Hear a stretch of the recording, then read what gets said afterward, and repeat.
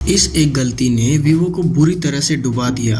कुछ साल पहले वीवो म्यूजिक इंडस्ट्री का बादशाह हुआ करता था। ऑलमोस्ट हर एक बड़ा आर्टिस्ट अपने नाम या अपने सॉन्ग में वीवो की ब्रांडिंग यूज करता था। वीवो अपने आप में ही एक studio like high quality music video का सिंबल था, जिसके वजह से कई सिंगर जिनका वीवो से कोई लेना देना नहीं था, वो भी इस लोगो को अपने म्यूजिक वीडियो में यूज करते थे ताकि वो लोग लोगों के बीच ओरिजिनल और ऑथेंटिक नजर आए। वीवो 2015 तक मार्केट का सबसे बड़ा म्यूजिक ब्रांड हुआ करता था, लेकिन 2018 में कुछ ऐसा हुआ जिसके वजह से वीवो को अपना प्लेटफॉर्म बंद करना पड़ा, जबकि उसके प्लेटफॉर्म पर मंथली बिलियंस ऑफ व्यूज आया करता था। इस कंपनी को ओन करते हैं दुनिया के दो सबसे बड़े प्लेयर्स, यूनिवर्सल म्यूजिक ग्रुप और सोनी म्यूजिक एंटरटेनमेंट। बट इतनी बड़ी कंपनी का सपोर्ट, इतना पैसा, इतनी बड़ी reputation, monthly billions of views होने के बाद भी वीवो को 2018 में क्यों शट डाउन करना पड़ा? अगर तो ये कंपनी डूब गई तो ऐसा हुआ कब और इसका क्या कारण रहा, और आज ये कंपनी क्या करती है? चलो साथ में इन्वेस्टिगेट करते हैं।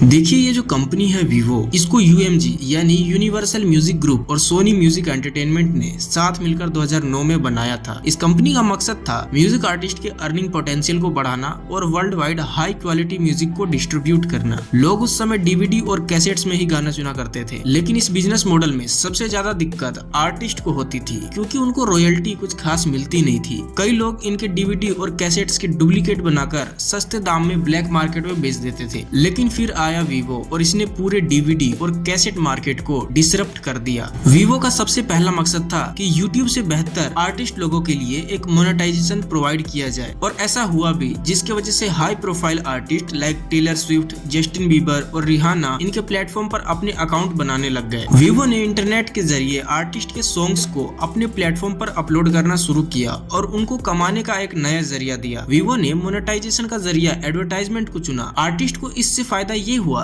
कि इनके सॉन्ग्स वर्ल्ड वाइड आसानी से पहुंच जा रहे थे, जो कि उनको डीवीडी और कैसेट से पहुंचाने में बहुत टाइम लगता था, और वो इससे कमा भी ज्यादा रहे थे, क्योंकि कैसेट्स और डीवीडी से उनकी कमाई कुछ खास हो नहीं पा रही थी, जिससे इनके अर्निंग पर काफी इम्पैक्ट पड़ता था। वीवो ने मार्केट में इतना बड़ा गैप देखते हुए अपने प्लेटफॉर्म को लॉन्च कर दिया और म्यूजिक आर्टिस्ट को कमाने का एक शानदार जरिया दिया। पर वीवो के इस मॉडल में अभी भी दिक्कत था। वीवो अपने कमाई के लिए यूट्यूब पर डिपेंडेंट था, जो बाद में वीवो के डाउनफॉल का सबसे बड़ा कारण बना। वीवो अपने सॉन्ग को यूट्यूब के साथ इंटीग्रेट करके अपलोड करता था, जिसकी वजह से यूट्यूब डायरेक्ट 45% हिस्सा अपने अर्निंग का ले जाता था, और बाकी 55% जो बचता था उसमें भी वीवो को आर्टिस्ट, लेबल्स और खुद के प्लेटफॉर्म को जिंदा रखने के लिए उसी में से खर्चा निकालना पड़ता था। अभी आगे बताऊंगा कि कितना परसेंट किसके पास जाता था। देखो, वीवो अपने व्यूअर्स से पैसे नहीं लेता था, उनको अपना सारा इकोसिस्टम एडवर्टाइजमेंट से ही चलाना था, और वीवो यूट्यूब के तरह ओपन प्लेटफॉर्म भी नहीं था जिस पर कि कोई भी आकर कुछ भी डाल दे। वीवो एक क्लोज प्लेटफॉर्म था जिस पर कि सिर्फ आर्टिस्ट अपने सॉन्ग को अपलोड कर सकते हैं, और वही आर्टिस्ट अपने सॉन्ग को वीवो पर अपलोड कर सकते हैं जो वीवो से एफिलिएटेड किसी भी लेबल से अपने सॉन्ग को प्रोड्यूस करवाते हो, जैसे Universal Music Group, Sony Music Entertainment या वार्नर म्यूजिक ग्रुप। क्योंकि वीवो को इस विजन से डिजाइन किया गया था कि सिर्फ इस पे पॉलिश्ड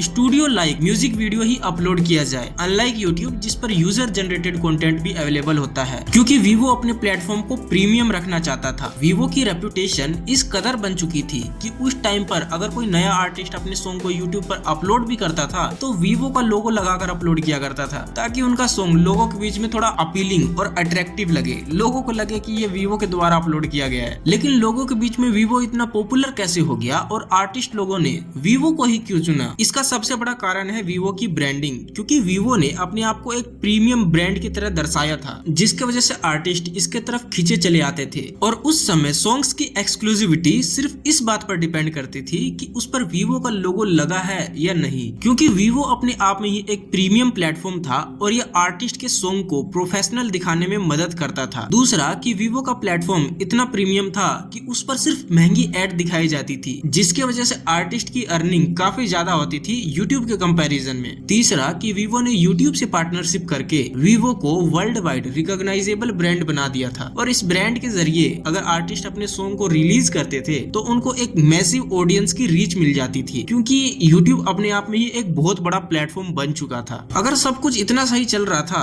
तो फिर वीवो के साथ हुआ क्या? वीवो ने 2018 में अपने स्टैंड अलोन प्लेटफॉर्म को शट डाउन कर दिया। वीवो के लिए सबसे बड़ा चैलेंज था यूट्यूब के ऊपर डिपेंडेंसी। वीवो स्टार्टिंग से ही यूट्यूब पर डिपेंडेंट था और इसमें भी एक और दिक्कत थी, अगर लोगों को यूट्यूब पर ही वीवो के सारे ऑफिशियल सॉन्ग सुनने को मिल जाते थे तो लोग अलग से वीवो का ऐप क्यों ही डाउनलोड करना चाहेंगे, जबकि उस टाइम पर लोगों के फोन में स्टोरेज भी कम होती थी, जिसके वजह से लोग सिर्फ यूट्यूब पर ही सॉन्ग्स को सुनना पसंद करते थे। वीवो के लिए भी अपने प्लेटफॉर्म को मेंटेन करना एक सरदर्दी का ही काम बन चुका था, क्योंकि लोग ज्यादातर यूट्यूब को ही यूज करना प्रीफर करते थे और यूट्यूब पर म्यूजिक के साथ यूजर जनरेटेड कंटेंट भी अवेलेबल था। इसके वजह से यूट्यूब आगे निकल गया और वीवो को अपना ऐप शट डाउन करना पड़ा। यूट्यूब पर कंटेंट की डाइवर्सिटी थी, जिसके वजह से लोग यूट्यूब पर वीडियोस को देखना ज्यादा प्रीफर करते थे। वीवो को भी पता चल गया था कि हमारे स्टैंड अलोन प्लेटफॉर्म पर कभी भी यूट्यूब की तरह तो व्यूज नहीं आ पाएगा और इन प्लेटफॉर्म्स को मैनेज करने का खर्चा ऊपर से आ रहा है। इसके वजह से वीवो ने 2018 में डिसाइड किया कि वो अपने स्टैंड अलोन प्लेटफॉर्म को बंद कर देगा, लेकिन इससे वीवो का ज्यादा नुकसान नहीं हुआ, उल्टा इसके लिए एक फायदा ये हो गया कि इसको अब ऐप या प्लेटफॉर्म को मैनेज करने का सिरदर्द नहीं लेना पड़ेगा। इतना सब जानने के बाद कई लोगों के मन में सवाल उठेगा, तो क्या वीवो आज भी जिंदा है, और अगर जिंदा है तो क्या ये प्रॉफिटेबल है? अगर हाँ तो बताओ कैसे कैसे क्या क्या हुआ, बताओ फिर।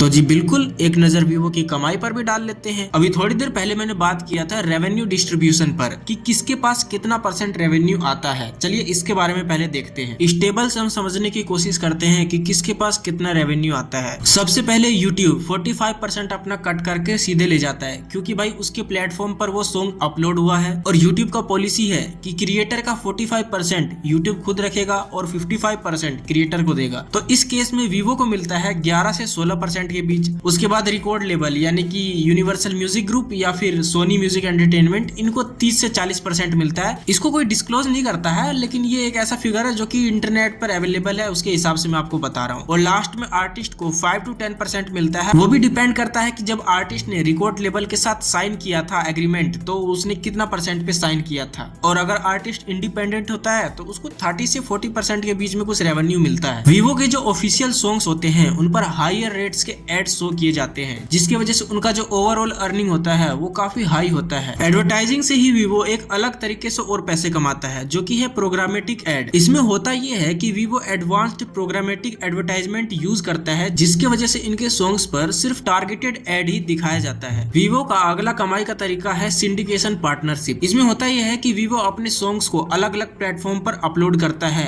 और उससे पैसे कमाता है, जैसे स्ट्रीमिंग एप्स, स्मार्ट टीवी और सोशल मीडिया प्लेटफॉर्म्स, जो कि एड रेवेन्यू से पैसे कमाते हैं।